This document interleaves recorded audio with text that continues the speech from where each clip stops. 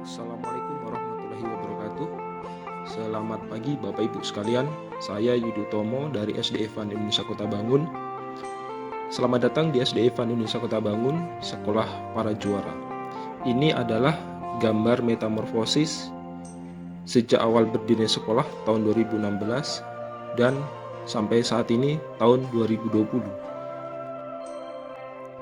Ini adalah profil sekolah kami Bapak Ibu, yang mulai berdiri pada tanggal 6 Juni tahun 2016. 2 tahun kemudian sekolah kami telah terakreditasi A atau unggul. Kemudian pada tahun 2020, yaitu pada saat ini, sekolah kami juga menjadi sekolah adiwiyata tingkat Kabupaten Kutai Kartanegara. Insya Allah tahun 2021 kami akan mengajukan untuk mengikuti sekolah adiwiyata tingkat Provinsi Kalimantan Timur. Beberapa hal terkait manajemen berbasis sekolah akan kami sampaikan sebagai berikut. Selain memiliki struktur organisasi sekolah sebagaimana sekolah pada umumnya, kami juga mempunyai tim penjaminan mutu sekolah yang terdiri dari ada tim pengembang kegiatan kesiswaan dan ekstrakurikuler, ada tim pengembang sekolah sehat dan UKS, tim pengembang literasi dan layanan perpustakaan, tim pengembang sekolah inklusi karena kebetulan kami memiliki siswa yang berkebutuhan khusus. Kemudian ada tim pengembang media informasi dan komunikasi sekolah, ada tim pengembang sekolah adiwiyata, ada tim pengembang sekolah aman dan ramah anak, kemudian ada tim pengembang peningkatan mutu pendidik dan tenaga kependidikan.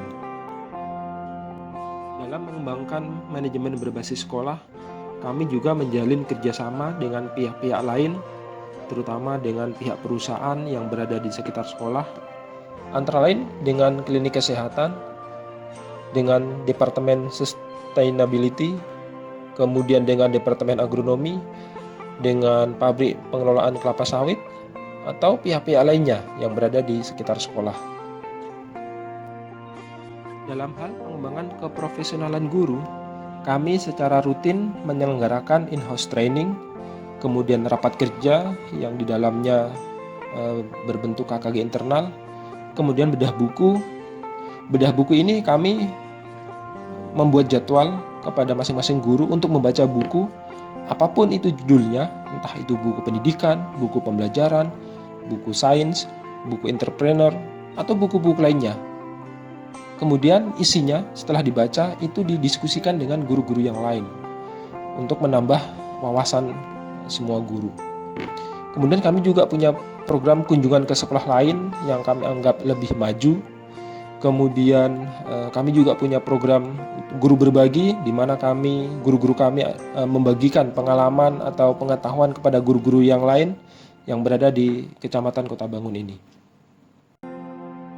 Dalam hal pembelajaran, kami akan jelaskan secara singkat sebagai berikut.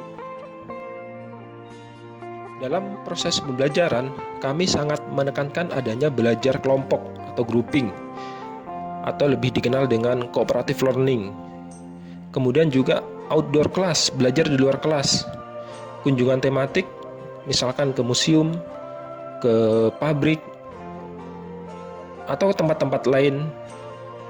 Kemudian ada tokoh bercerita, ada guru tamu, kemudian kelas inspirasi. Kelas inspirasi ini kami sering mengundang beberapa profesional dari TNI, dari polisi, dari dokter, dari manajer, atau profesi-profesi lain untuk memberikan motivasi, mengenalkan ke anak-anak kita tentang profesi-profesi yang telah ditekuninya tersebut. Kegiatan lain yang mendukung proses pembelajaran antara lain Performance Day, ini setiap hari Rabu pagi selama 30 menit kami memberikan kesempatan kepada anak-anak masing-masing kelas untuk menampilkan performanya atau kreativitasnya.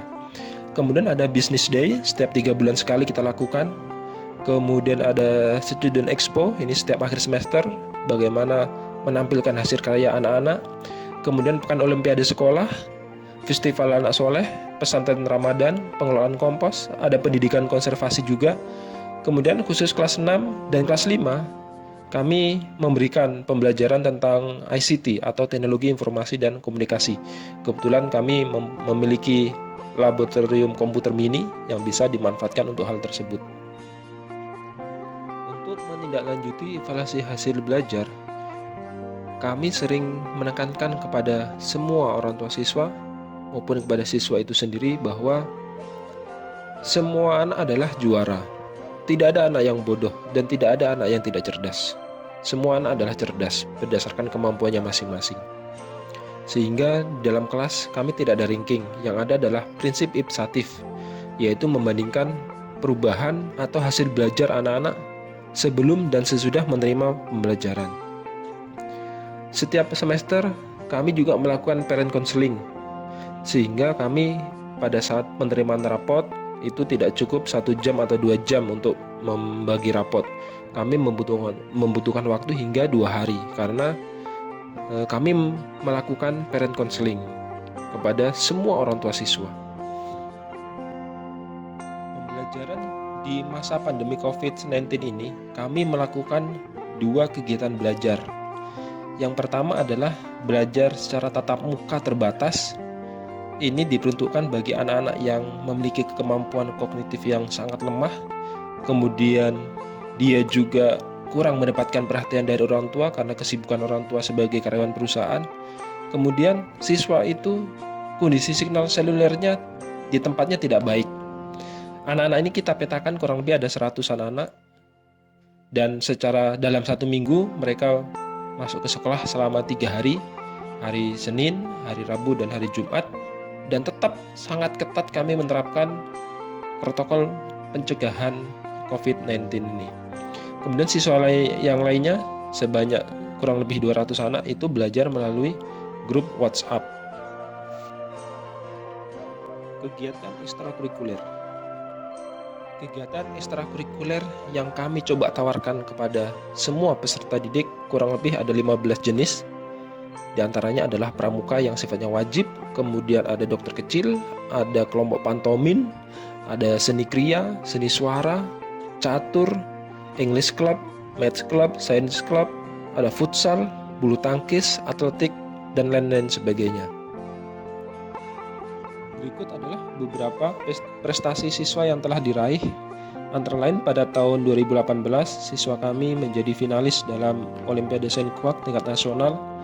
Kemudian pada tahun 2019, juara 2 pantomin tingkat kabupaten. Kemudian menjadi finalis dalam Erlangga English Speech Contest tingkat provinsi yang diselenggarakan di Samarinda. Kemudian pada tahun 2020 ini ada 5 medali yang diraih oleh siswa kami dalam lomba tingkat kecamatan. Ini adalah kondisi perpustakaan di sekolah kami yang terdiri dari 2 ruangan, yaitu ruang perpustakaan itu sendiri. Kurang lebih ukurannya adalah 4 x 6 meter. Kemudian di sebelahnya ada ruang baca yang berukuran kurang lebih 7 x 8 meter yang bisa juga dimanfaatkan untuk belajar anak-anak. Beberapa program pengembangan perpustakaan antara lain ada program magang ke perpustakaan daerah bagi tenaga pengelola perpustakaan sekolah kami. Kemudian ada layanan peminjaman buku seperti pada umumnya. Kemudian pojok baca yang berada di masing-masing kelas. Kemudian lomba literasi. Kemudian pada masa pandemi COVID-19 ini kami juga meminjamkan buku dengan cara mengantarkan buku tersebut ke tempat tinggal anak-anak. Ini adalah data jumlah koleksi buku kami sampai pada tahun ini dengan total 5.055 eksemplar yang terdiri dari buku teks pelajaran tematik sejumlah 3.526 eksemplar dengan proporsi masing-masing siswa 1 buku 1 siswa. Kemudian ada juga buku lain, buku teks pelajaran, buku penunjang, dan buku bacaan atau buku umum lainnya. Kemudian di bawahnya adalah data sirkulasi buku. Ini kami ambil data pada Agustus tahun 2019, tahun yang lalu. Jumlah buku yang dipinjam pada bulan Agustus tahun 2019 kurang lebih 1.200 eksemplar dan dikembalikan kurang lebih 1.107 eksemplar. Jadi Dalam setiap bulannya di perpustakaan kami terjadi sirkulasi kurang lebih 1000-an buku. Untuk menunjang pengembangan perpustakaan tersebut, pada tahun 2020 ini kami telah merealisasikan dana BOS reguler sejumlah Rp34.961.450 atau jika dipresentasikan adalah 28,17% dari total dana BOS yang kami terima. Ini adalah persentase yang paling tinggi. Usaha kesehatan sekolah. Ini adalah kondisi ruangan UKS di sekolah kami. Adapun kegiatan UKS di sekolah kami antara lain training dokter kecil. Ini bagi kader-kader UKS yang dilakukan setiap setahun sekali. Kemudian ada pertolongan pertama pada kecelakaan. Kemudian ada training pola hidup bersih dan sehat. Kami bekerja sama dengan klinik kesehatan. Kemudian ada sikat gigi massal secara berkala setiap 3 bulan sekali. Kemudian ada patroli kesehatan sekolah yang dilakukan oleh kader-kader UKS. Kemudian pemberian makanan tambahan sehat selama 2 kali setiap minggu, terdiri dari buah-buahan, susu, ataupun makanan-makanan lain. Kemudian juga aksi-aksi sosial yang melibatkan anak-anak kita. Demikian Bapak Ibu pemaparan dari kami tentang usaha-usaha yang telah dan akan terus kami lakukan tentang bagaimana meningkatkan mutu pendidikan di sekolah kami. Sekian, terima kasih atas perhatiannya. Wassalamualaikum warahmatullahi wabarakatuh.